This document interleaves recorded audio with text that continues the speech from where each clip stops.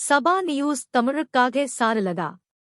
ஈரோட்டில் இன்று காலை முதலே வானம் மேகமூட்டத்துடன் காணப்பட்டது. அவ்வப்போது மிதமான மழை விட்டு பெய்தது. தொடர்ந்து மாலை 5 மணியளவில் பலத்த காற்றுடன் கனமழை வெளுத்து வாங்கியது. இதனால் தாழ்வான பகுதிகளில் மழை நீர் வெள்ளமென பெருக்கெடுத்தோடியது.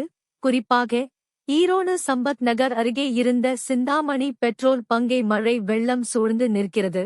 இதனால் பெட்ரோல் பங்க் வரும் வாகனங்களுக்கு பெட்ரோல் மற்றும் டீசலை ஊற்ற முடியாமல் பெட்ரோல் பங்க் ஊழியர்கள் திகைத்து நிற்கின்றனர்.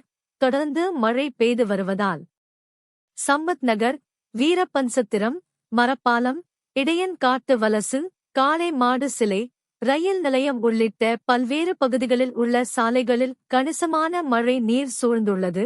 2 மணி நேரத்துக்கு மேலாக பெய்து வரும் கனமழையின் காரணமாக ஈரோடு மக்கள் மகிழ்ச்சி அடைந்தாலும் கூட 2 மற்றும் 4 சக்கர வாகனங்கள் ஊர்ந்து செல்லக்கூடிய அந்த காட்சியால் வாகன ஓட்டிகள் அவதி அடைந்துள்ளனர் என்பதையும் நம்மால் உணர முடிகிறது.